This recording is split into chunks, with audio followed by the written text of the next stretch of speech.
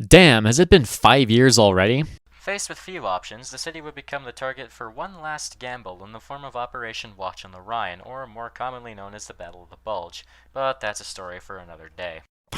Well, better late than never, I suppose. Okay, so, quick recap for those of you who don't want to watch an ancient and terrible video. November 8th, 1944. The last German troops, surrounded and starving on the island of Walcheren in the Scheldt estuary that guarded the seaborne approaches to the port of Antwerp, had just capitulated, concluding a brutal, month-long slog by the Canadian Army. You see, as the Germs retreated from Western Europe, they either systematically destroyed or dug in like ticks in all of the channel ports in order to prevent Allied armies from utilizing them as supply bases. This had proven remarkably successful, and the Allied armies were suffering from a severe supply bottleneck as they still had to run things all the way from Normandy as the ports were gradually repaired. This would change dramatically in September of 1944 when the Belgian resistance, along with the British Army, captured Antwerp, one of the largest ports in Europe, completely intact. However, thanks to some cosmic brain-dead bullshit from Montgomery, the Scheldt estuary had not been cleared of germs, and as such, they were given a month to dig in and hold to the last man, with the intention of denying access to Allied minesweepers and cargo ships to the port. Naturally, the Canadians were sent in to go deal with it. They had been the people you sent when you wanted the impossible done since the First World War, so it was really a no-brainer. They were supported by the British and the Poles, and after a month of fighting in a horrendously cold and wet autumn across flooded plains and small patches of dry land against fortified enemies, and 20,000 casualties later, the germs broke. They had once again proven, like they had at Ypres and Vimy Ridge and Ortona and 100 other places, that if the Canadian Army invaded hell, it would at least be close.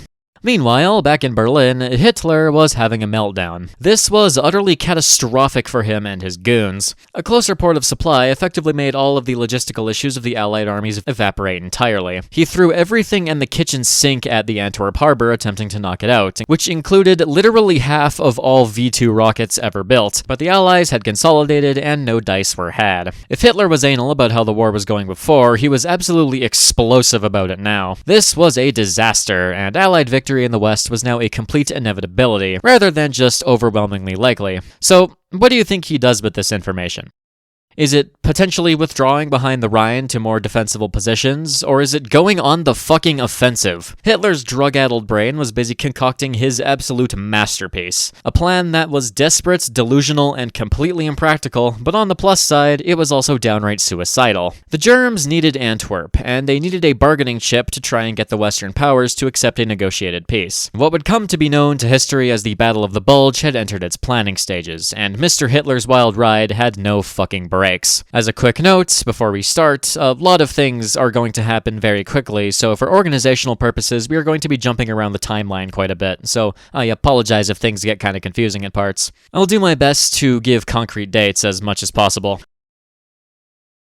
Pretty much all literature will tell you that the plan was entirely Hitler's creation, and once he got fixated on Antwerp, he went out of his way to ignore any objections. With the Soviet armies bearing down in the east, Hitler determined that the only chance they had was to force a negotiated peace with the West so they could turn around and try to not get bent the fuck over by the very pissed off Reds. If they could somehow destroy a bunch of Allied divisions, it would be crippling, and maybe, just maybe, it would break their spirits. Gerald von Rundstedt, commander of troops in the West, had managed to establish something that could be considered a workable defensive line. So imagine his shock when Hitler comes to him and says they're going to go on the offensive. The plan was first thrown around in September of 1944, in the days following Antwerp's liberation, and the plan was rather simple. We go through the Ardennes. Again.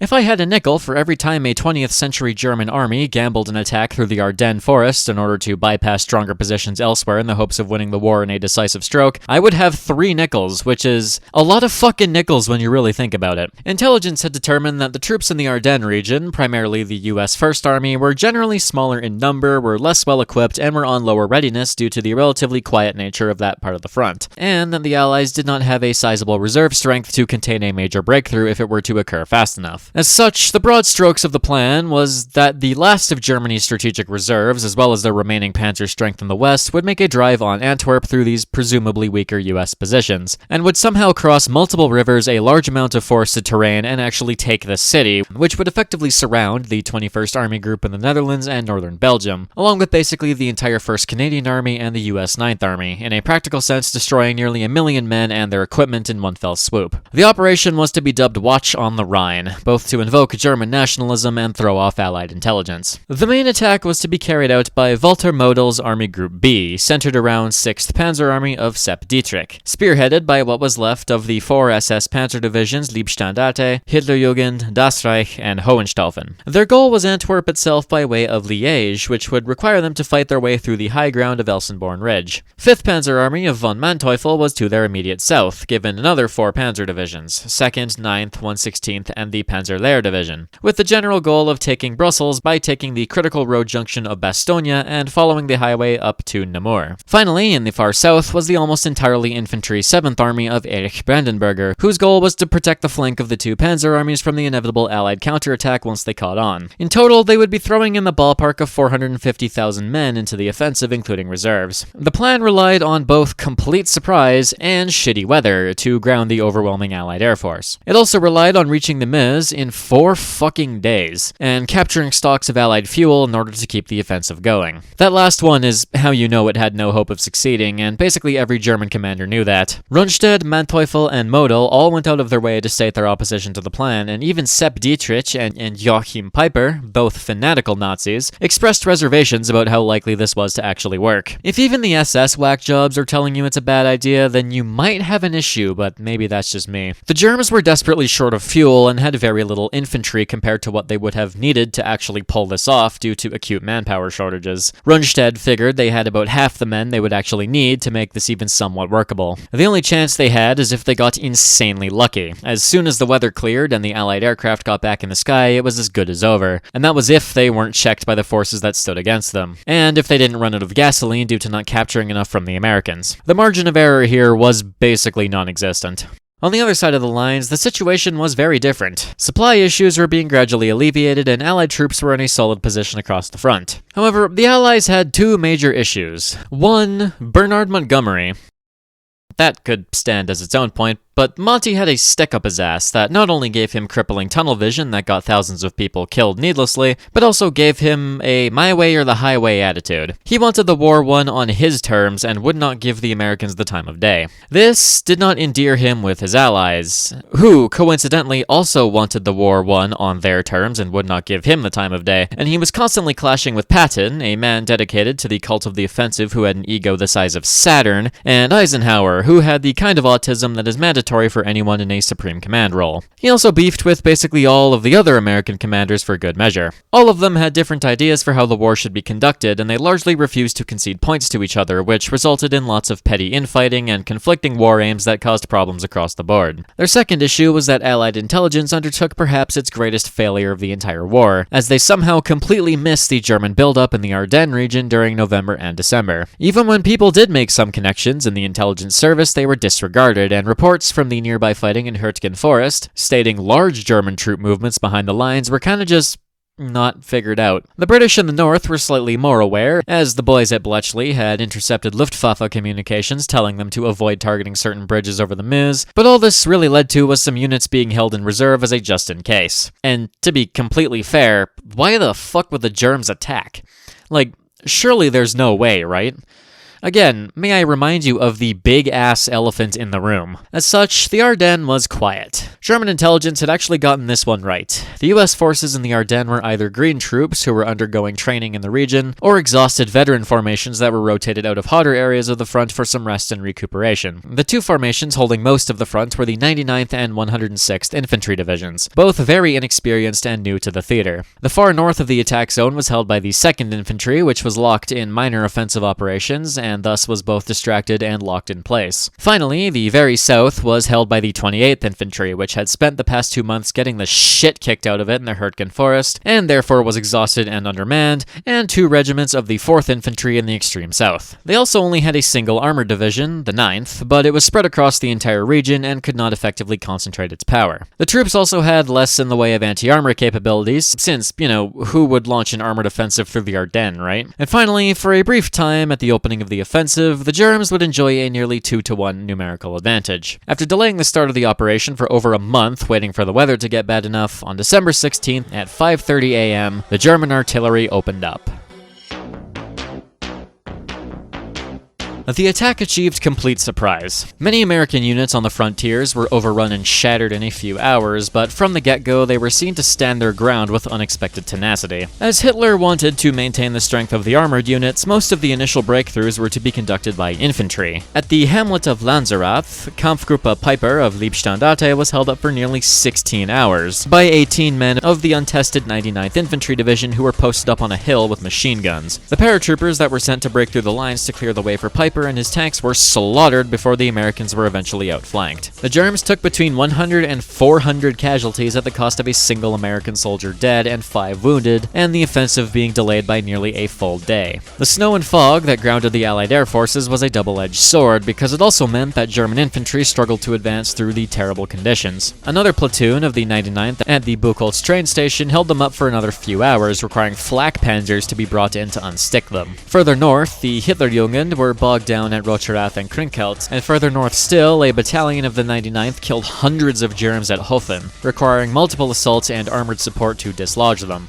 However, the Germans had the numbers advantage, and after a day, most of these positions had been overrun. To the south, the 106th fared much worse. The 14th Cavalry Group, numerically small and strung out across way too broad a front and holding the hinge between the 99th and 106th, was forced into a hasty withdrawal, allowing German spearheads to outflank both infantry divisions through the Losheim Gap. While the 106th was able to butcher a large number of Volksgrenadiers who had been deployed haphazardly to break through the lines, the arrival of massed armor proved their undoing. To the south, the 28th Infantry had a slightly better experience owing to their better training. The German infantry assaults were cut down by machine gun fire, and the attempts to break through the gap between the 28th and 106th was met with a desperate counterattack by the 106th tank destroyers, which held them up and obliterated a Panzer Grenadier company that got cut out of position. Manteuffel's divisions faced similar issues. Their attempts to breach into Luxembourg were hamstrung by the Americans simply refusing to surrender, blocking roads and cutting apart German infantry tasked with breaking through. One of the biggest problems the Germs had was that their infantry was primarily made up of Volksgrenadiers, who were mostly teenagers with little experience or training, as well as paratroopers pressed into infantry roles they were simply unprepared for. And, in their desperation to preserve the capabilities of the elite Panzer and Panzer Grenadier formations, these infantry assaults were often unsupported and suffered wildly unnecessary casualties. These delays allowed the Americans to blow up bridges, and the massive vehicles and the shitty weather meant that the Germs were being hamstrung by the world's biggest fucking traffic jam. Despite these issues, the surprise had its effect, and they had significant success further south against the 9th Armored and 4th Infantry Divisions, capturing entire platoons without fighting. However, the whole offensive had already been effectively lost on the first day. The Americans did not crack as Hitler had expected. They still held most of the critical towns and junctions that governed accessibility in the Ardennes. The Germs took none of their first day objectives. It concluded with a horrifically botched nighttime paradrop that did basically nothing since the wind was far too strong and the paratroopers were scattered across the Belgian countryside. This was absolutely a sign of things to come.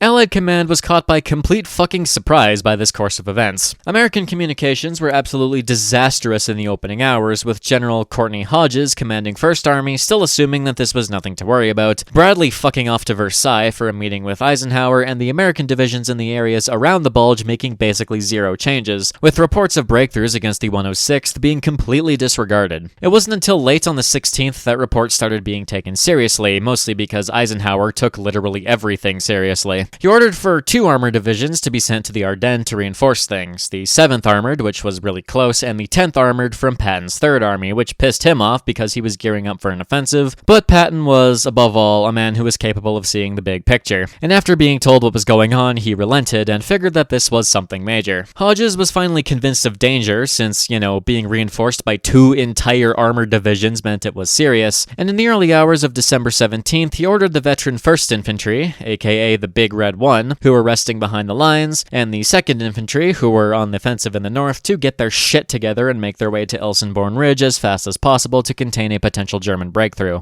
Alas, they were not fast enough. The desperate defenses of the 99th finally crumpled the morning of the 17th, with the last reserves in the area thrown into Rocherath to hold the village as long as possible to allow time for their reinforcements to set up on Elsenborn. In the meantime, Piper was rushing up the road to Bühlingen and threatened the headquarters of 2nd Infantry at Würzfeld. He ordered the execution executions of 19 American POWs in a field near the town of Honsfeld, and had all of the houses in the villages looted for anything valuable, during which a group of Panzer Grenadiers raped and murdered a 16-year-old girl. This began a trend of extreme brutality during the battle, and the SS always made time to murder innocent people. Piper went on to capture Bullingen unopposed and plundered its fuel storages. Instead of moving to Elsenborn and Würzfeld, he swung southwest to continue his initially planned route, giving the Americans much-needed time to dig in and losing out on an opportunity to effectively destroy the 2nd and 99th Divisions completely. A few hours later, having captured a large part of a field artillery observation battalion in the hamlet of Baugnitz, SS troops murdered 84 POWs in what came to be known as the Malmedy Massacre. Those that survived made their way to American lines, and the only thing this accomplished was pissing the American troops off. Unofficial reports spread through the ranks that as recompense, no SS man was to be taken alive. Meanwhile, the 106th was in the process of shattering. Manteuffel's tanks had routed them completely, and by the night of the 17th, they were at the doorstep of Saint-Vith. The Volksgrenadiers had managed to encircle and destroy 2 full regiments, with upwards of 9,000 men surrendering a few days later, and whatever remained of the 106th was fleeing west in disarray. Saint-Vith was defended by a ragtag group consisting of the shattered remains of the 106th and 28th Infantry, and elements of the 7th and 9th Armored Divisions, but they would hold on for 5 entire days, effectively destroying the German timetable. However, Kampfgruppe Piper, instead of converging on Saint-Vith from the north, followed his original directives and went west towards Le Neuville and onto Stavelot to try and get to the River Meuse, his advance being checked at Stavelot briefly by the terrain, creating natural choke points, making armor ineffective. The rest of Manteuffel's men managed to break through further south and were making a mad dash towards the sleepy town of Bastogne, one of the most critical road junctions in the entire region. By the end of day 2 of the offensive, things were looking very fucking bad. Bradley had returned to his headquarters in Luxembourg City the afternoon of the 17th to find everyone in an absolute panic. He was given the briefing and read all of the reports, which came to the rough conclusion of, it's really bad. The 2nd and 99th were fighting for their fucking lives, the 106th had effectively ceased to exist, and they didn't know what the German plan was. The 1st and 9th armies to the north of the salient had also completely lost communications with those to the south and to Bradley's headquarters, which caused further issues. He finally had the oh god, oh fuck, oh shit moment and started frantically calling in reserves and reorganizing the front. He rang up Patton and went, hey, I'ma need those fucking tanks and I'ma need them fast. Requests for reinforcements were sent out to basically every reserve formation the Allies had in Western Europe, including the British in the far north. They were now at risk of being totally cut off if this offensive went anywhere, and preliminary preparations were made to shift British and Canadian troops south to reinforce the Americans. Over 250,000 men from across the front would be redirected to the Ardennes to plug the gap and hopefully drive the Nazis back. Back at Allied headquarters, the entire Allied officer corps was literally doing the SpongeBob meme, and anybody who was anybody was running around in a panic. People were literally running into each other, signalmen were going insane with the number of telegrams and radio calls they were processing, people were washing their whites with their darks, cats and dogs were hiding together, people were actually supporting their tanks, Ernest Hemingway was there, it was chaos. Almost immediately, the folks in charge tried to enforce the mother of all media blackouts to prevent this panic from spreading to the rear, and the censors were working themselves into alcoholism in the process. But they couldn't stop all of the inevitable leaks, and in days, the media appeared and started asking all sorts of dumb questions like, I thought Germany was as good as beaten, and who the fuck let them break through? Silly crap like that. And, of course, in the spirit of scrambling around trying to find any reserve unit to plug the gaps, Eisenhower had one more set of guys to throw in, the 82nd and 101st Airborne Divisions. Both had their origins in the First World War, and by this point they were both highly decorated and very effective formations that were some of the finest in the US military. Their most recent operation had been Market Garden, Monty's disastrous airborne operation, where they would operate in the Nijmegen area, succeeding in their initial objectives but getting brutally bogged down in the days following. They then spent over a month as regular infantry formations, holding the line against a series of German counterattacks on the Nijmegen salient. In late November, they would be rotated out of the lines back to France to rest and recuperate. This did not last long. Both airborne divisions would be scrambled on December 17th by direct order of Eisenhower himself to fill the gaps. The 101st was placed under the temporary command of one Brigadier General Antony McAuliffe, because literally their entire leadership was fucked off to various places and could not return to the theater. The division had also not recovered from Market Garden and was still missing 3,000 men and thousands of pieces of equipment, most notably suffering a shortage of winter clothing, but back to war they went. The shitty weather meant that they would be hoofing it, with every truck they could find being press-ganged into transporting 2 entire divisions at the speed of as fast as fucking possible. 24 hours later, the 2 divisions had set off in a rather chaotic rush to Belgium, fighting through freezing rains and blowing winds in a cast pilot's wet dream of a vehicle column that stretched as far as 120 kilometers. The 82nd was shipped to the region around Stavelot to halt the advance of Kampfgruppe Piper, given the unenviable task of stopping 2 SS Panzer divisions. The 101st, meanwhile, would be sent to Bastogne, a small town and critical road junction that was risking complete encirclement. However, they, along with Patton's divisions, the British forces, and everyone else, couldn't be there immediately. The troops holding the Bulge would be in for the fight of their fucking lives. They just had to hold on for a few days, but for them, they would prove to be the longest few days of the entire war. On the 19th, senior American commanders had an emergency meeting in Verdun to figure out what the fuck the plan was going forward. Now that the initial shock of the offensive had somewhat worn off, everyone had the same realization. This presented an opportunity. You see, the Germs had managed to establish an actually solid defensive line in the German borderlands, and as shown by the shit show that was HÜRTGEN Forest, it would require a series of costly battles to break through. However, now that they had gone on the offensive, the cohesion of their defensive lines would be considerably weakened. Eisenhower figured that if they could check these advances and then counterattack, they had the chance to basically wipe out what remained of Germany's tank forces and cripple their defensive efforts in the west. And if these tanks were here, then they weren't in the east, meaning the Soviets would have an even easier time bulldozing their way towards Berlin. Patton was all over this idea. A quick side note, Patton is a very fascinating person, and I would love to do a character study on him someday. He and Eisenhower were polar fucking opposites when it came to basically everything about them, and yet neither of them could have done the other's job. Patton was a very effective pit bull named Princess, and the Germans were the children he was in the process of mauling. One thing to know about Patton for this video, he liked fighting. He was the Yorkiest general, and he would never turn down a good crumpin'. And he liked fighting because he liked winning. He wanted to be the winningest general, and he did not hesitate to disobey orders to do it. He too realized how big of an opportunity this German offensive was, and he did not wait for approval to begin his own preparations. At the meeting on the 19th, Eisenhower asked how long it would take for Patton to swing his Third Army north to go smash into the Germs from the flank to safeguard the rest of Luxembourg and ensure the security of Bastogne. When Patton replied he could make an attack with 3 entire divisions in less than 2 fucking days, everyone was floored. This was because the day before, Patton had a meeting with Omar Bradley in Luxembourg, who told him that shit was so fucked that he needed as many bodies as possible thrown into the fray. So, he directly violated chain of command by ordering his men to plan for a northern offensive, and the troops were rolling out before he had even left to go to the meeting on the 19th. When pressed on this, Patton's response was effectively, "Oh, I'm sorry, I didn't know I needed to ask permission to win the fucking war." It was determined that the 2 American armies north of the Bulge would be placed under Montgomery's command, and Monty sent the British 30 Corps to preemptively secure the bridges on the Meuse in the event that the Germans actually got that far. This pissed Bradley off to no end, and he straight up threatened to resign his post over it, but Eisenhower told him in no uncertain terms that he had to shut the fuck up and he was going precisely nowhere until this mess was sorted. But again, this would all take time, and it was up to the men on the ground to hold the line at all costs to give time for reinforcements and relief to flood in.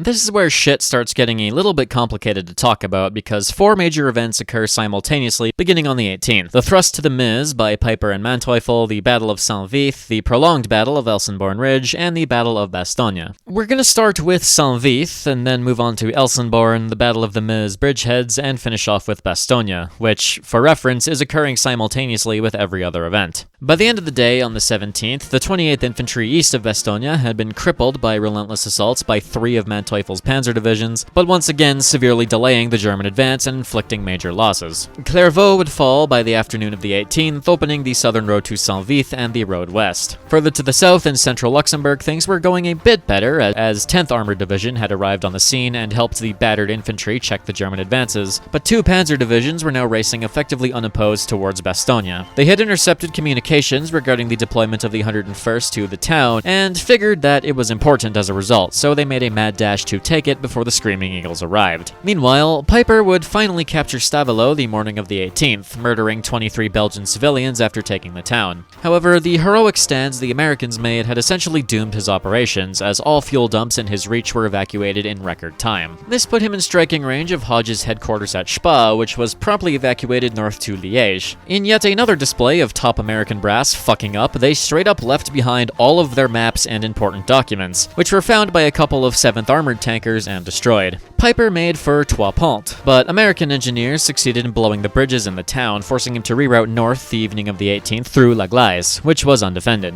He then tried to cross the river at Chenot, but his column was harassed by a couple of dive bombers that had gotten into the sky despite the weather, destroying 3 tanks and alerting the engineers in the village, so they blew up that bridge too. After an ambush at a third bridge forced a withdrawal, Piper planned to redirect to Stoumont. Things were a bit chaotic behind the lines too. Otto Skorzeny had breached the lines with guys in American uniforms, and when this was discovered, everyone freaked the fuck out. Omar Bradley was nearly arrested on the 19th by an American MP who was fucking stupid and didn't know what the capital of Illinois was. So when Bradley answered correctly, the MP confidently declared that he was wrong and that he was clearly a spy for the germs. Yeah, that guy lost his job. They also shook down obviously British soldiers who would have no fucking clue about half of their questions, which is also funny. Most of these spies were captured and executed pretty quickly, but it did cause a fair amount of chaos at a time of complete anarchy behind the Allied lines. Skorzeny's own formation, a panzer battalion with panthers literally painted green to try and fool the Americans, were absolutely slaughtered near Malmedy by American artillery on the 21st, which effectively ended their operations. The morning of the 19th, Piper smashed his way into Stoumont, swiping away the companies of the 30th Infantry that were there, but his attempt to advance further west was blocked by a stand at the railway station by the rest of the 30th, and the arrival of the forward units of the 82nd Airborne, who were mustering for a counterattack. Angered by this, Piper's forces slaughtered dozens of POWs and civilians in the region, including many women and children, and seeing the writing on the wall, he began to withdraw. However, before all of his men could complete this withdrawal, the 30th attacked Stavelot, and engineers were able to blow all of the bridges, trapping hundreds of men and dozens of vehicles north of the river, including Piper himself. Watch on the Rhine had effectively failed, and he would not be making it to the Meuse. He then turned around, only to see the 3rd Armored Division rumbling down the road from Spa, and now shit had really hit the fan. After a series of skirmishes, Kampfgruppe Piper was effectively surrounded, split in 3 between Chaumont, La Glaise, and Stavelot, and they stood on the verge of complete annihilation. With Piper checked, eyes fell on Saint-Vith. 4 separate German attacks were repulsed on the 18th, costing them severe casualties. They attacked Saint-Vith several more times on the 19th, which were again repulsed, but the 9th SS Hohenstaufen were rampaging around to the north and poised to strike behind the town and risk cutting it off. The 82nd Airborne was tasked by Montgomery to take positions to the west and essentially blast open a corridor so that the beleaguered troops in the town could evacuate in an orderly fashion. Remember, Piper took a fucking bizarre route to get to where he was, so Saint-Vith was a dangerous salient within the salient. To do this, they swung around to hit the rear of Liebstandarte at Chenot, and after a foolhardy series of attacks on the 20th that saw 232 casualties for the paratroopers, a flanking maneuver saw the village fall on the 21st. This freaked the Germs out, and they redoubled their efforts to take Saint-Vith. They brought up their Nebelwerfers,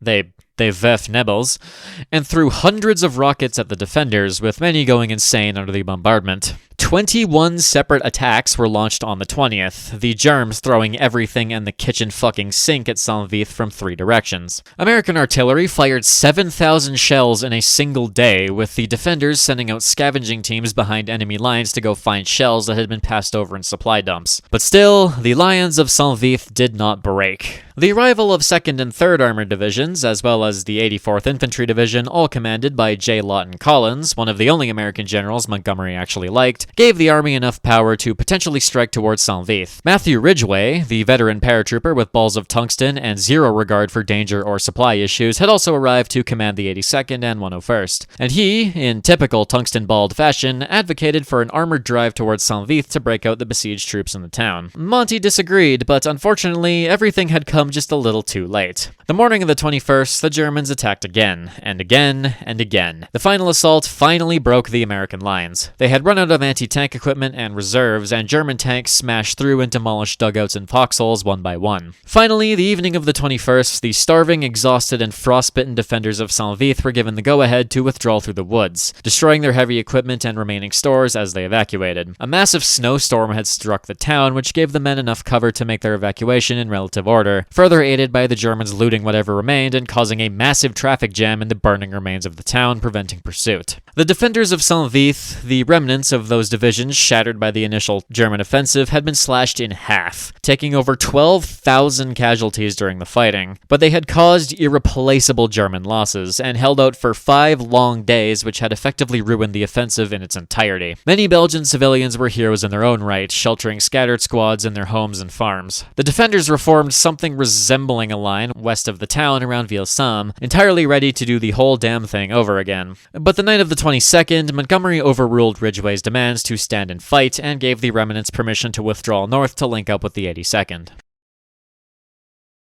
While the battle for Saint-Vith was raging, a decisive and bloody ordeal was taking place to the north. Elsenborn Ridge was one of the most important battles of the campaign that started essentially day one, with sporadic battles continuing until the broader American counterattack around Christmas. Unlike the 106th to the south, the 99th was actually able to maintain its cohesion and reform itself, although it had nearly shattered during a messy nighttime retreat through American lines that saw numerous incidents of friendly fire and desertion. They joined the rapidly repositioned 2nd Infantry and the northern command of the 7th Armored, as well as the Big Red 1 brought down from the north, and the 9th Infantry Division, which was repositioned to cover lines previously held by the 2nd on the high ground on the ridge. For the Germs, this was an issue. In order to follow their planned line of advance, they had to go through Elsenborn. The ridge gave the Americans an easily defensible position that allowed them to safely position artillery behind it to shell the fuck out of them. And since all of their supplies to their spearhead units had to travel on the roads through the Ardennes, the American artillery was close enough to just blow them up. As such, Elsenborn was a key target. The eastern flank was where the 99th made its stand, reforming around the villages of Rocherath and Krinkelt, and at the extreme north around Monschau, Mützenich, and Kalteherberg, 2nd and 9th Infantry were reinforced by a regiment from 5th Armored Division. The Germs threw a dozen attacks at this region over the course of the battle, but the stalwart defenders repulsed every one, even defying orders out of desperation and making the first ever combat use of airburst artillery shells, devastating the German infantry attacks. The 18th saw another attempt to take Rocherath and Krinkelt, with the Hitlerjugend attempting to brute force their way through the still shaky American lines, but they would be shut down by once again accurate and devastating artillery fire, as well as bazooka teams with balls of fucking tungsten cracking open Tiger tanks at ass-puckeringly close ranges. Several companies of the 2nd Infantry would be overrun in the process as the division faced near destruction. 1st Battalion of the 9th Regiment would see its 600 men reduced to a mere 197 in less than 5 hours, but they halted the attack of the Hitlerjugend for just long enough for reinforcements to set up behind them. The afternoon saw German tanks break into the twin villages proper, and brutal house-to-house fighting ensued, with Shermans and Tigers dueling each other by running circles around clumps of buildings trying to get good angles. The defenders of the villages claimed 73 tanks and other AFVs destroyed, but the Germs tenuously held on to their positions in the villages well into the night. The carnage continued into the next week. On the 19th, frustrated by lack of progress, the Hitlerjugend was sent to attack the 1st Infantry at Bullingen, while the fighting continued in the twin villages, which saw horrific casualties on both sides. The 2nd Infantry finally cracked, and late in the evening withdrew to better positions on the ridge itself. The 2nd and 99th entrenched themselves as temperatures plunged further, lacking proper heating equipment in their hastily thrown together dugouts, but they stood and fought. Supported by the now hundreds of artillery pieces set up on the ridge, German attacks on the eastern slopes on the 20th were crushed outright. A similar story unfolded in front of the Big Red 1. The night of the 20th to 21st, an attack by the Hitlerjugend on Butgenbach was obliterated by concentrated artillery fire and determined resistance by the men backed up with tank destroyers and bazooka teams, with 782 members of the 12th SS being straight up killed in less than 6 hours. They attacked again on the 22nd and made headway into the town, but once again American artillery OP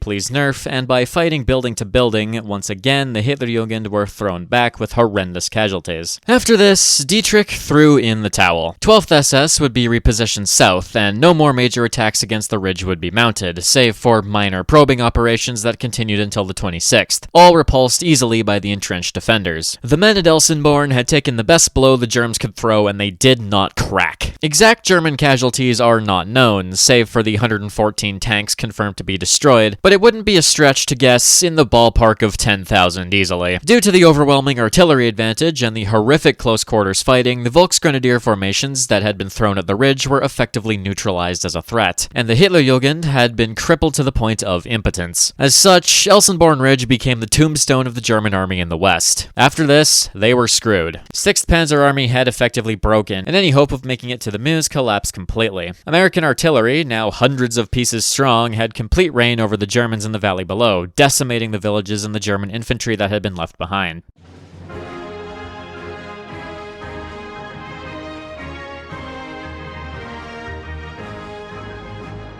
Down to the south, after bypassing Bastogne, 116th Panzer pushed deep into Allied lines, sweeping aside limited resistance and capturing large fuel dumps as it pushed towards HÜRTGEN. 2nd Panzer had also repositioned and was once again moving west, and it turned out that old Monty had actually made a smart decision by having the Americans take a defensive stance, since these marauding panzer divisions would now need to run up against determined, well-equipped, and above all, fresh troops. The first attack by the 116th on HÜRTGEN on the 21st was thrown back, and 2nd Panzer was held up for 5 hours by a single company of the 82nd near Tenville, which is fucking hilarious. On the 22nd, Lightning Joe Collins arrived on the scene with the 84th Infantry, in time for the Germs to gear up for an attack on the city of Marchand-Famant, west of HÜRTGEN. They succeeded in maneuvering around the town and checking American counterattacks, and forward elements of 2nd Panzer Division were less than 25 kilometers from the Meuse. However, at this moment, Manteuffel ordered the attacks on HÜRTGEN to stop, and for the 116th to swing around and continue its rush to the Meuse, buying the Americans precious time to get a proper line organized. And just when things looked like they couldn't get any worse for the Germans, everyone awoke the morning of the 23rd to see a clear blue winter sky. Germany's cover had just run out. Eisenhower likely had the stupidest grin on his face when he sent out the orders to have every damn plane they had in the sky now. In mere hours, thousands of Allied aircraft had taken off, strategic bombers hammering the German rear and close air support descending on the advancing German forces. The columns of German vehicles, many trapped on the roads of the Ardennes with nowhere to go due to the intense traffic, were slaughtered, and German artillery efficiency was slashed in half as their crews feared revealing their positions to Allied aircraft. When Patton saw the weather, he ordered his army chaplain to be awarded the Bronze Star for doing some, quote, potent praying for the turn in weather. This didn't mean that things were going to be easy, of course. Later that day, a force at a road junction dubbed Parker's Crossroads on the hinge between the 82nd Airborne and 3rd Armored would be attacked and overrun, with Das Reich threatening to break through into the rear. But a desperate scrambling of troops meant that this threat was mitigated for the moment. Bradley was fucking pissed that Collins's troops had been committed to the defensive and flew off the handle because he thought it was Montgomery's idea, but Bradley was nothing short of a paranoid mess at this point and didn't realize that it was in fact Collins's idea. Meanwhile, the noose was tightening around Kampfgruppe Piper. The 82nd managed to stop multiple breakout attempts, and men of the 30th Infantry Division drove the Germs from Stoumont on the 22nd. Piper and his men were now effectively trapped in the area around Le Gleize, freezing, starving, and exhausted. By the morning of the 23rd, the Kampfgruppe had a day or less of fighting strength left. As artillery flattened the town, Piper made the call to break out on foot, ordering their remaining vehicles destroyed and fleeing east, requiring his men to wade across the river. The whole affair had created an air of fear of the 30th Infantry Division, which was so ruthless and took so few prisoners that the Germans nicknamed them Roosevelt's Butchers. In the early hours of the 24th, 800 men of Kampfgruppe Piper of the Liebstandarte Division crossed the river trying to find German lines. After a march through the snow and freezing temperatures, crossing another river and nearly being slaughtered after running into an American outpost, the destroyed remnants of his force rejoined their division.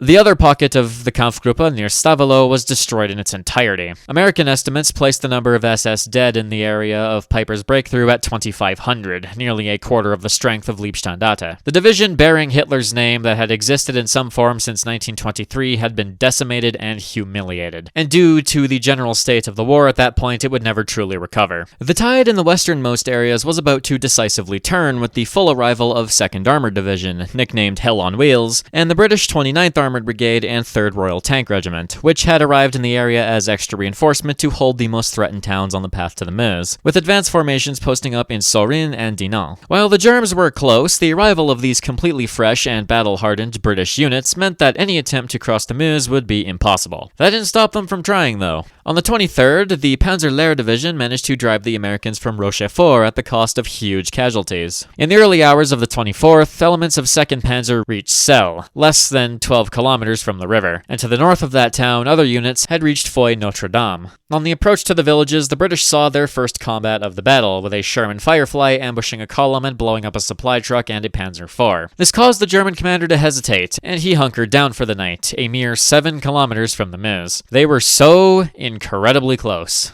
Montgomery and Ridgway started fighting right about now. Monty ordered the very overstretched 82nd to withdraw from Ville-Sam on the 24th, which was beset by 3 panzer divisions now and risked encirclement to better positions. And Ridgway was pissy about this because he was a fellow who did not understand the concept of the strategic retreat, but by this point most of the American commanders had accepted Monty's judgments here, so they went along with it, significantly strengthening their line against the continued German assaults. This proved to be an accidental stroke of genius, as later that night, Das Reich took Mannheim, but the repositioned 82nd now had the concentrated strength to contend with it, and prevent any breakthrough. Further west, an attack on Marchand-Famenne was broken by artillery with the airburst shells, which had proven themselves to literally render infantry assaults obsolete. The Germs would advance no farther, as it was just belt to ass the entire time. Over the Meuse salient, the British had brought in a shitload of reinforcements, including their own artillery, to shell the shit out of the Germs at Celle, as well as the 53rd Infantry Division for extra firepower. Collins was then given the go-ahead by Monty to do as he saw fit, and he ordered the Brits to attack Celle the next day. The 24th was rounded out by more Nazi war crimes. A group of SD men entered the village of Band, where, after Christmas Eve Mass had been completed, they kidnapped 35 military-aged men from the church. They were taken to a sawmill, interrogated, and executed one by one, with only a single survivor. The next day, however, the German offensive would finally be broken, as the British and Americans launched their counterattack. The Germans, completely out of fuel, were powerless to stop an unexpected massed armor offensive, surrounding and destroying 2 entire Kampfgruppen of 2nd Panzer at Foy Notre Dame, Celle, and Conneau in a few hours, killing or wounding 2,500 Germans and capturing another 1,200 more. The attempts by the Panzer-Lehr Division to aid them were brutally repulsed. At Marchand-Famenne, the 82nd would counterattack the exhausted 116th Panzer and destroyed an entire Kampfgruppe there, with another 1,000 casualties for the Germans. Dozens of surrendering Germans across the front would be shot on sight as the American troops sought their revenge for the Malmedy massacre. 2nd and 116th Panzer had both been effectively cut in half strength-wise and would never recover. That night, back in Germany, Rundstedt delivered the news of the catastrophic failures to Hitler and advocated for a withdrawal before the entire army risked encirclement. Hitler refused.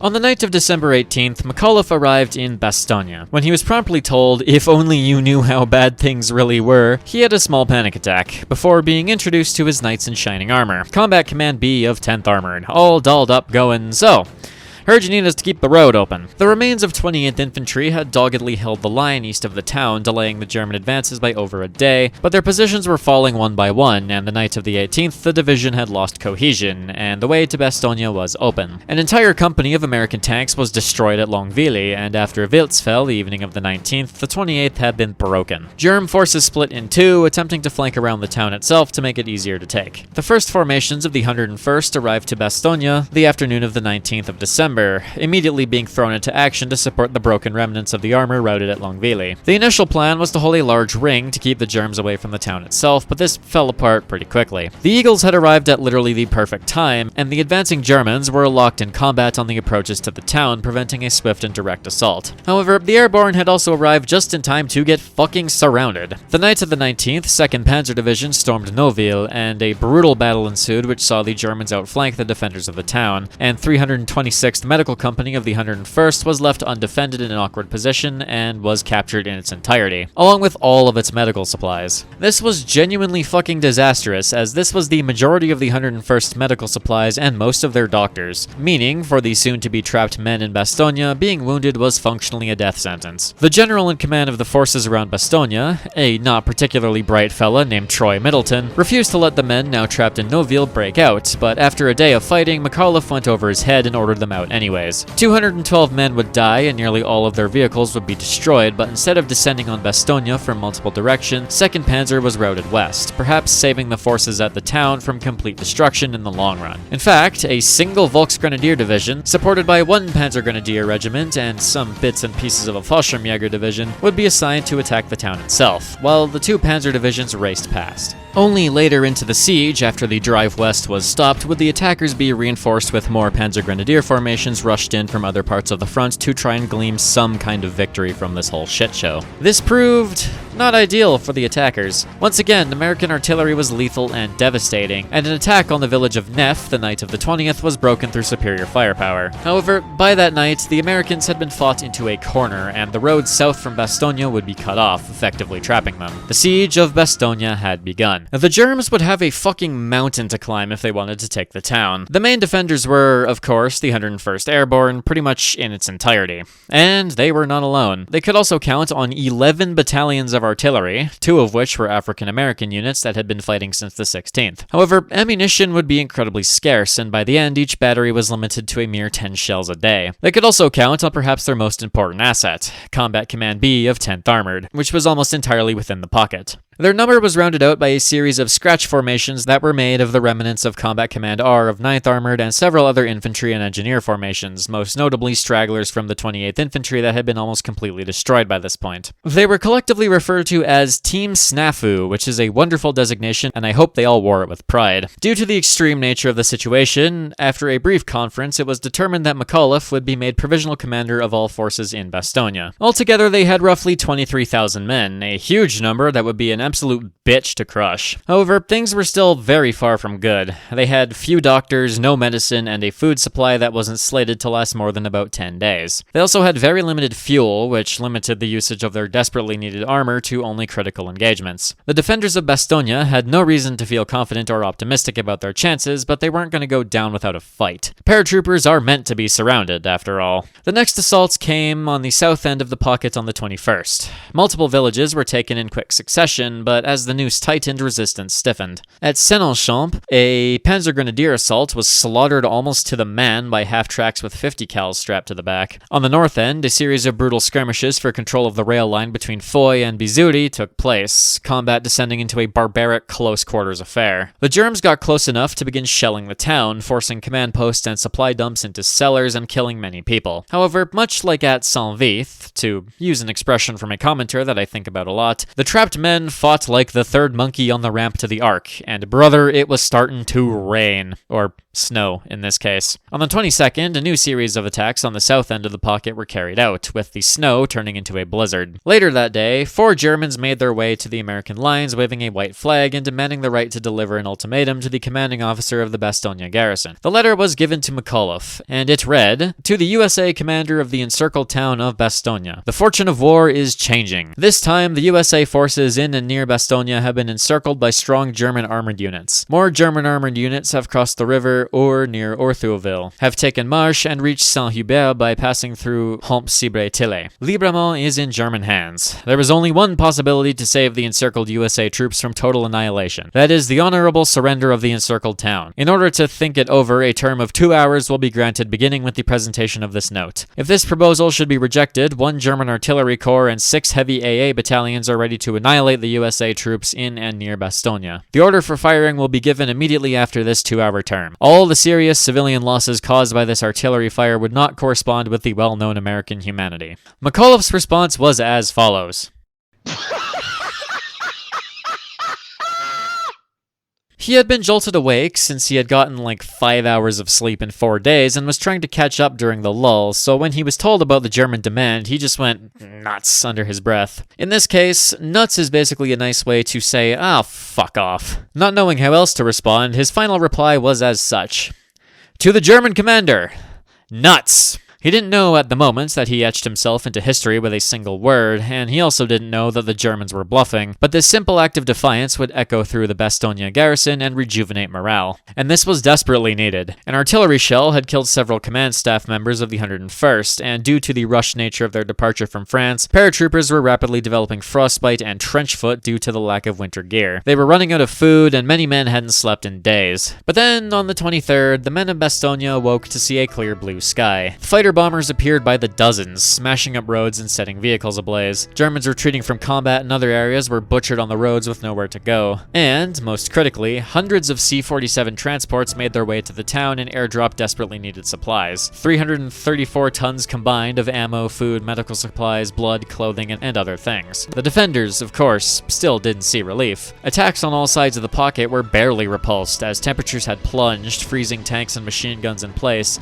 and rendering ammo useless if the snow got into it. Many would suffer from frostbite, and many would die. The 700 wounded in various places around the town were also on borrowed time, as the entire pocket had a single surgeon. In this desperate situation, the local Belgian population showed up. Augusta Chiwi, a Congolese woman living in the town, volunteered to serve as a nurse, and was responsible for saving dozens of lives, helping the overstretched medical corps. The Belgian people also donated their homes and all the supplies they could muster, and many would even offer to take up arms. The night of the 23rd, the Germans launched another counterattack that nearly broke through on the road to the town at Marvy, but they were narrowly stopped by Team Snafu. The biggest problem the defenders had was bodies, as the front was so large they could not effectively cover it all, and at many points the German tanks broke through and wreaked havoc. But they endured. The 24th was more of the same, the men freezing in their foxholes, but with pretty damn high morale, especially as the number of Allied aircraft overhead had increased exponentially. The few German planes that found their way to the region were obliterated in quick order, and after air controllers were dropped into Bastogne, the trapped men started calling down airstrikes on mustering German positions with devastating accuracy. They still managed to push the Americans out of Mavie, and McAuliffe ordered a withdrawal in the western part of the pocket to consolidate lines. The night of Christmas Eve was, thankfully, rather quiet, as both sides celebrated the occasion in whatever small ways they could.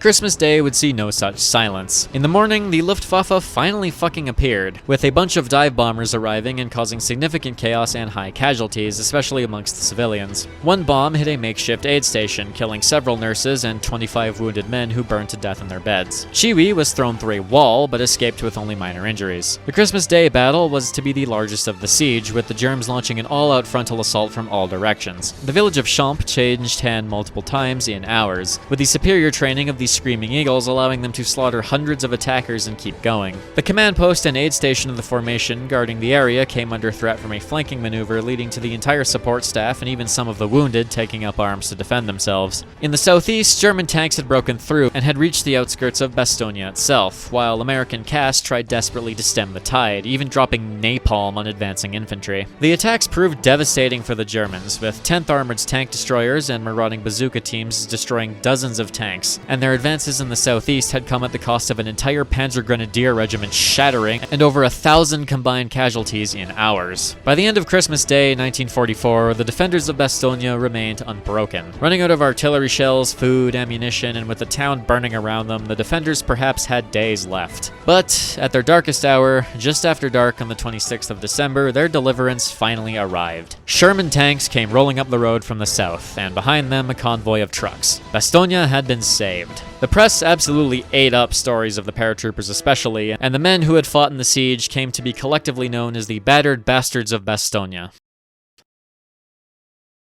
Patton's first probing attacks in the direction of the town occurred on the 23rd, spearheaded by 4th Armored Division, which spooked the shit out of an entire Fallschirmjäger division and nearly shattered it with like 4 companies of tanks. However, when the real attacks began and the Germs reformed, things ground down pretty quickly. Bignonville was taken by the men under Lieutenant Colonel Clayton Abrams only after heavy casualties and an incident of friendly fire when CAS attacked them. The attacking force was also decimated by disease and frostbite, with some companies being stripped of all but one of their officers, and many of these men had been in combat for weeks prior and were completely exhausted. Patton severely overestimated his own strength and underestimated just how dogshit the weather and terrain still was, and because he was, Patton, he got a lot of men killed by still ordering massive frontal assaults anyway. However, the Germs were running out of everything, as the continued resistance of Bastogne meant that the supply was effectively bottlenecked, so it was only a matter of time. By the 25th, forward units of 3rd Army were a mere 6 kilometers from the town center. On the 26th, Abrams' 37th Tank Battalion would take Assenois, and then, in a rather ballsy move approved by Patton himself, made a thunder run straight up the road to Bastogne. That evening, forward elements would encounter the airborne engineers, and the siege of Bastogne was broken. Further to the north, the counterstrokes against the overextended German spearheads continued. The still exhausted veterans of Saint-Vith would retake Manhay in the evening of the 26th, while American armor defended against continued German attacks in various places. RAF Bomber Command would drop over 11 1,100 tons of bombs and incendiaries on Saint-Vith and the surrounding area in an attempt to render the roads inoperable, killing hundreds of civilians in the process and burning the already battered town to ash. Meanwhile, the troops at Bastogne fought a series of battles to increase the size of the corridor to the town, including offensive efforts by the 761st Tank Battalion, an all-African-American tank formation nicknamed the Black Panthers, which is a kick-ass fucking name, by the way. They proved themselves to be an exceptionally brave and effective force, taking several villages and obliterating multiple squads of German tanks. A series of back-and-forth battles occurred, with the Americans gradually gaining ground, taking Cibray on the 28th and absolutely reaming the German troops that attempted to retake it. The eastern end of the salient was beset by the remnants of Liebstandarte and some reinforcements from Hungary, but this too was pretty easily repulsed because, again, integrated fire support go burr. But otherwise, the paratroopers had a brief moment of respite as multiple divisions flooded the lines to reinforce. The 27th to the 30th were defined primarily by a flurry of communications between Allied commanders about how to counterattack. Bradley was still whining about Monty being too safe and figured that they had the guys to hit them hard now, an opinion that was shared by Patton, but most of the American commanders actually on the ground strongly disagreed. When Monty and Eisenhower finally met on the 28th, Eisenhower ended up agreeing with a more limited operation that he suggested, which was immediately ruined by Monty bitching about Bradley and basically asking for him to be punted from leadership, and for he himself to take over supreme command of basically all Allied forces in the Low Countries, because if he was not in charge, then the Allies were totally fucked. God damn it, Monty, you absolute jackass. This, of course, pissed literally everyone off. Replying to a letter Monty sent him on the 29th, Eisenhower basically went, "Shut the fuck up or I will take this to the combined chiefs and your ass is grass," and then casually suggested that maybe Harold Alexander, a big personal rival of Monty, would be better fit as commander. Monty promptly backed down. Allied command, everyone. Eventually, Bradley and Patton went over everyone's heads and planned to launch a counterattack north from Bastogne beginning on December 31st, while Montgomery planned to launch his in the north on January 3rd, after a large contingent of British troops arrived to relieve the divisions of Collins to free him up for offensive operations. But believe it or fucking not, the Germs would beat them to the punch again. In the opening hours of the new year 1945, they attacked in Alsace in Operation Nordwind, a rather pathetic operation commanded by Heinrich fucking Himmler of all people, in an attempt to exploit the now weakened lines in the region, since basically the entire Allied army had been cannibalized to go reinforce the Ardennes. In conjunction with this, the Luftwaffe launched its own Operation Bodenplatte, a desperate attempt to destroy the Allied Air Force in the Low Countries using what was essentially the entire remaining strength of the Luftwaffe. Even Hitler called bullshit on this one, since the fabled German Air Force was crippled by having basically no living experienced pilots and a general non-existent morale amongst the force, but it went ahead anyway. Both of these operations went to varying degrees of abysmally awful. Bodenplatte managed to destroy hundreds of Allied aircraft on the ground and in the air, but the overall poor training of the German pilots meant that they also lost hundreds of aircraft and their crews, which in effect sealed the death of the Luftwaffe as a legitimate threat for the remainder of the war. Nordwind was also a bit of a shit show. The general plan was to take Strasbourg and ease the situation of the troops in the Colmar pocket, but this went poorly. The only thing that was really accomplished was causing more rifts in Allied command, as Eisenhower told the American troops to withdraw behind the Vosges if things got bad, and this pissed the French off because Strasbourg was a very important city to them. Eisenhower and de Gaulle straight up almost fought each other for real at a meeting, and it took Churchill intervening on de Gaulle's behalf to halt the withdrawal. The German attack took some ground, but it puttered out pretty quick. It was barely worth the paper it took to change the maps, really. In fact, the only thing that the entire Battle of the Bulge had seemingly accomplished was drive wedges in Allied command. On January 5th, the press across the pond finally got a hold of the story that Monty was in command of American troops north of the Bulge, and this caused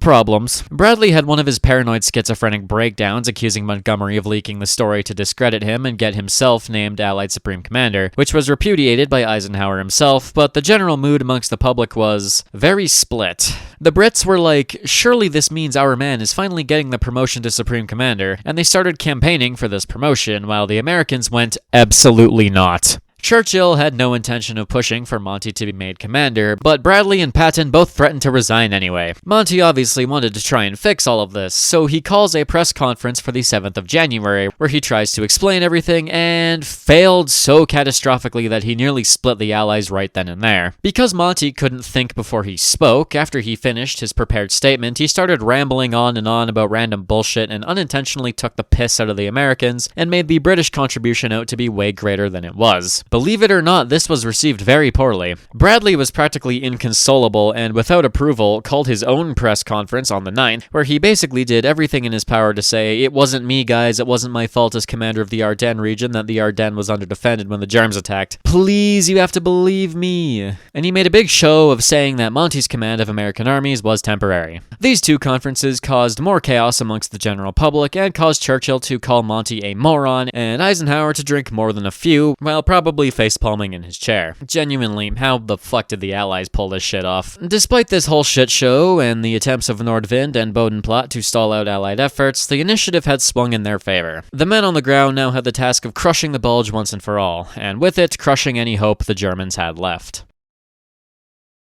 Patton's army ramped up its attacks in the new year. Many of the greener formations got hammered in their attacks as the Germs still fought like hell, with the 11th Armored Division suffering horrendously and nearly shattering entirely. But by this point, the Germs had run out of fuel and were limited in what they could do against the increasingly overwhelming numbers of the Allies. The 6th Armored would roll through Bizuri, Neff, and Magaret in a couple of days, and in the southwest, 11th Armored would take Chinon. Chinon would see the largest American-perpetrated massacre of the broader battle, with tankers murdering over 80 German POWs in the town. The massacre would be covered up and the perpetrators would never be punished, despite Eisenhower's wishes to hold a formal investigation. The German troops around Bastogne were on the verge of collapsing entirely, but Hitler still refused to allow the men to withdraw, and actually ordered another attack on the town, which by this point was utterly delusional. On January 3rd, British 30 Corps, Collins' 2nd and 3rd Armored, and Ridgway's 82nd Airborne began their own broader attack in the Houghton-Manhay area. The weather had gone to shit again, so Shermans were sliding off of roads because of the ice, and they had no casks because the blowing snow and sleet had returned, and as a result, the advance was slow and grueling through a literal meter of snow and minus 20-degree days. Houghton was effectively razed to the ground by German artillery as they retreated, and the Germans fought for every inch of territory, even as the battered remnants of their panzer divisions in the area risked complete annihilation. On January 4th, Manteuffel launched Hitler's ordered attack on Bastogne, led by the Hohenstaufen and Hitlerjugend divisions, but a German soldier who was running orders literally got lost in the snow and ran into an absolute brick shithouse of a screaming eagle, who managed to overpower the German and shook him down for all of the German battle plans. As such, the German attacks were obliterated by concentrated artillery fire. To the west of the town, offensives by the newly arrived and inexperienced 17th Airborne were ground into dust by determined German resistance, but with the support of the Black Panthers, limited progress was still made. The equally green 87th Infantry to their immediate west suffered similar issues, running into veteran German units and being slaughtered by the hundreds. Patton was now starting to get pissed at Bradley for sending these green units into the meat grinder, but the grind still continued. The advances in the north continued well into the week. Despite heavy casualties, 2nd Armored and the 82nd Airborne pushed out the Germs remaining in Trois Ponts and pushed on to Bergeval and down the road to Vilsam. On the extreme west of the Bulge, the British 6th Airborne and Belgian SAS took control of Bure on January 4th and fought over a dozen battles over the next 2 days to hold it against determined German counterattacks, fighting house to house to throw them back. The British undertook their own crimes as well.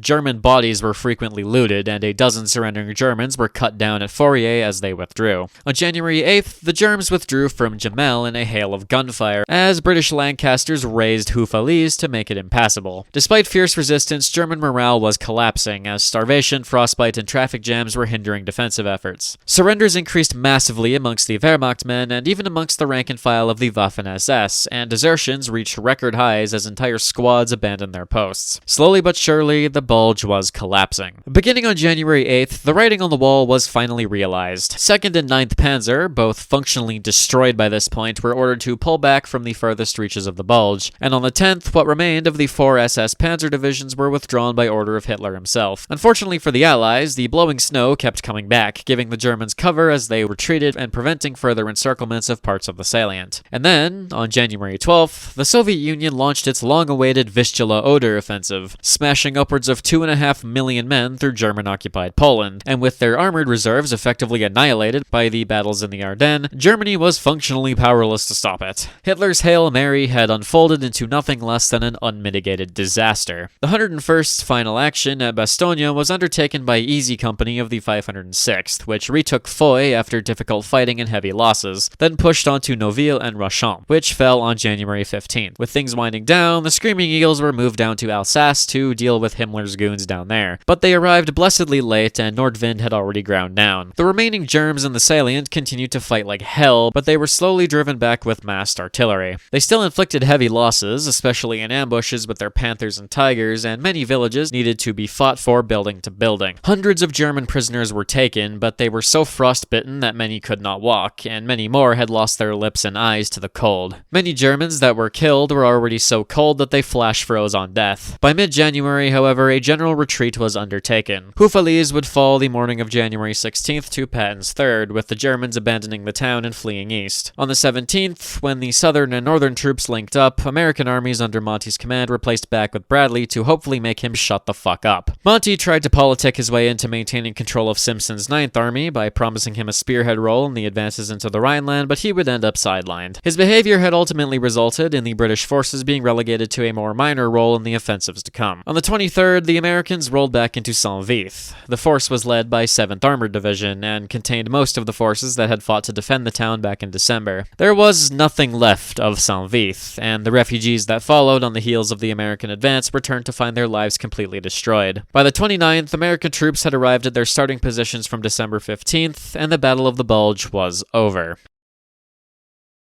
The results of the failed offensive were devastating to both sides, but the Germans fared far, far worse. Of the 8 panzer divisions committed to the attack, 6 were effectively rendered combat incapable. 2nd and 1/16th Panzer had been cut down by as much as 75% of their strength, and the Panzer Lehr division that operated around Bastogne and at Rochefort was effectively destroyed. The only SS Panzer division to escape mostly intact was Hohenstaufen. Liebstandarte, Das Reich, and Hitlerjugend had all suffered irreplaceable casualties, and Liebstandarte was, in particular, utterly decimated. The Volksgrenadiers and Panzergrenadiers suffered similarly, with multiple regiments being completely destroyed in the fighting, crippling German tactical flexibility on the Western Front. Altogether, they would suffer over 80,000 casualties, and perhaps more severely would lose nearly 600 tanks. The remaining German troops were mostly sent to the Eastern Front in a few desperate attempts to stem the advancing Red Army. The Allies didn't fare much better. American casualties were around 75,000, with the British losing around 1,500 men. The hardest hit formation was the 106th Infantry, with 8,568 casualties including captured, which represents roughly 80% of its strength. Many of the men that were captured in the pockets early in the battle would die in prison camps as the war came to its conclusion, with the Germans being especially brutal to them since they had fought so heroically. The largest victims of this battle were, of course, the Belgian civilians. Estimates place the number of dead between 2,500 and 3,500 killed by both sides, either due to intentional murders, accidentally mistaking them for the enemy, collateral damage, or starvation. Estimates for wounded are upwards of 24,000. 88,000 people had been rendered homeless from the fighting. Dozens of villages and towns would be burnt to the ground as the Allies and Germans tore each other apart over their smoldering remains. 50,000 animals, both livestock and pets, would be killed or maimed. Farms and storehouses were destroyed. Rivers and waterways were poisoned by the chemicals and munitions. Unexploded ordnance and shrapnel made navigating the region nearly impossible without extreme care, and many civilians would suffer horrific physical injuries and lifelong mental trauma. This was capped off by the nearly 100,000 landmines that had been laid during the battle, which would need to be found and disarmed at great cost. For months, the Ardennes would suffer from food and coal shortages, as well as a lack of winter clothing, making the remainder of the winter particularly harsh. And finally, the tens of thousands of bodies that now covered the region risked bringing great pestilence and had to be removed. It was utterly devastating, and the Ardennes region would take years to fully recover. If you think that every person that died during the Battle of the Bulge died senselessly, then you would be correct.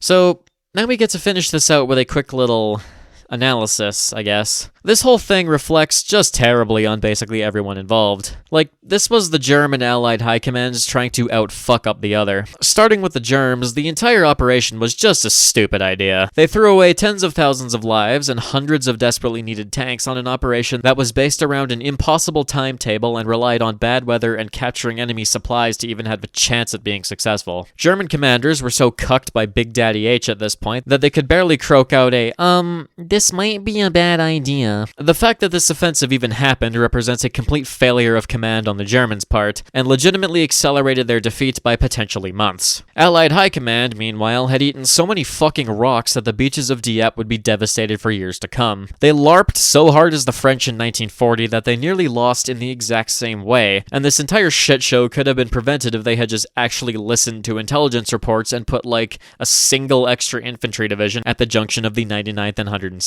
For his part in this screw-up, Omar Bradley would be on the receiving end of a brief congressional investigation. Overall, the performance of Allied High Command was, let's say, less than desirable. Montgomery nearly destroyed Allied unity by refusing to shut the fuck up. Bradley had a near week-long mental breakdown in his headquarters. Eisenhower was too busy aura farming to pay attention to intelligence, and Patton was Patton. His plan was to attack at the base of the Bulge, and there's been debate over whether or not this should have been done, but due to the lack of good roads and the even more dogshit terrain, an attack there would have likely been even slower and more costly. Of course, they did still win, and to their credits, Montgomery played a key role in pulling the situation on the north of the Bulge together as quickly as he did, and without his reasonably decisive leadership and his ability to keep a leash on Ridgeway, it's likely that the battle would have been far bloodier than it was. Patton pulled off a legitimate miracle of maneuver by repositioning the Third Army as quickly as he did, and Eisenhower's own decisive leadership prevented the Allied command split from legitimately derailing the entire campaign. There's definitely a lot of nuance here, but their overall performance was about as mid as it gets. Genuinely, the only people who come out of this looking extremely good were the men on the ground. There's a tendency to attribute battle victories to the higher leadership, and I've always found that somewhat disingenuous. The men on the ground, especially in the 99th, 106th, and 28th, won the battle in the first 2 days by holding the Germans up for long enough for their esteemed leadership to get their heads out of the sand. These men defied expectations of not only American command but the German commanders as well, and they can be said to have effectively ended the offensive before it began. The legendary American logistics system also played its role, transporting hundreds of thousands of men into the Ardennes in mere days to blunt the Germans after their breakthrough.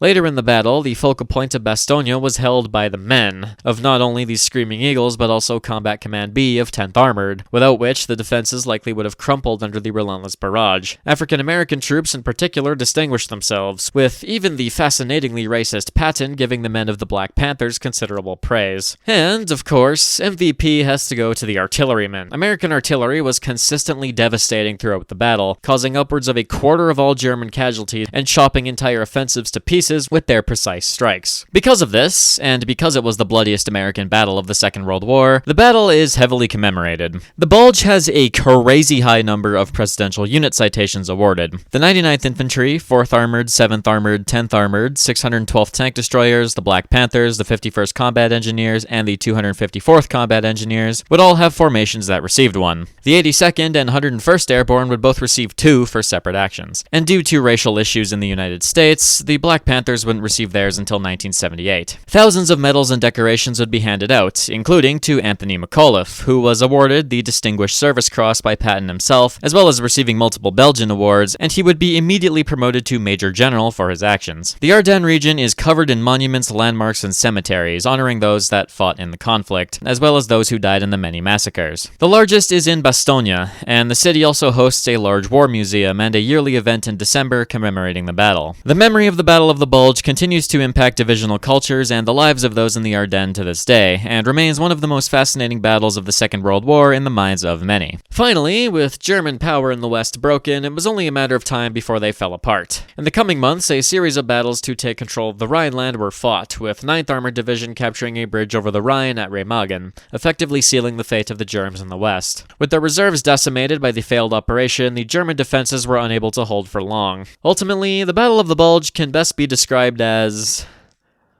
pointless. Just so fucking pointless. And that's where I'm gonna leave it. This is, of course, my belated 5th anniversary video. Fucking British carriers plus schoolwork caused it to be a bit delayed. I just wanted to quickly say it has been an absolutely incredible 5 years, and I am so happy you all have been here for it. I've had so much fun, I've learned a lot, met a lot of good people, developed valuable life skills, and have a hobby I can legitimately be very proud of, I think. I appreciate the hell out of all of you, and thanks for sticking around this long. Here's to y'all, and here's to the future. An extra special thanks, of course, goes to my patrons: Ukrainian Shadow Government, Charles Jalak, Peter Bardos, Ministry of Autismus Affairs, Wolf Commissar, Jonathan Hernandez, Cheese122, A Normal Cow 5, Black Mare, Andrew Deffenbauch, Jay, Ray Nertz, Ouch That Hurt, Seor, Harper's Ferry Blues, Zaim Z, Greek Nationalist, The Flag and Anthem Guy, Price, The Oil Master, Gangdolf Bangdolf, Arabian Nights, Kim, Codename Titten Zebra, L. Walter Doro, Protector of the Faith and General Secretary of the National Salvation Council, I. Ratman, Billiam Bones, C.T. Oldsmobile, Clever Riley 9, Comrade Cosmo, WLF 251, Jimmy Legs, A Dog with Sunglasses, Snow Cone Squad, Newt Schmidt, Anthony, 23 Tovarm, Nick Fontaine, Aiden, Higgs, Yours truly, Shin, The Shakiest Gun in the Ozarks, Waffles 1811, Z Triple-Eyed Cyclops, and Derek. On that note, thank you all so very much for watching. That about does it for this video, and I'll see you around.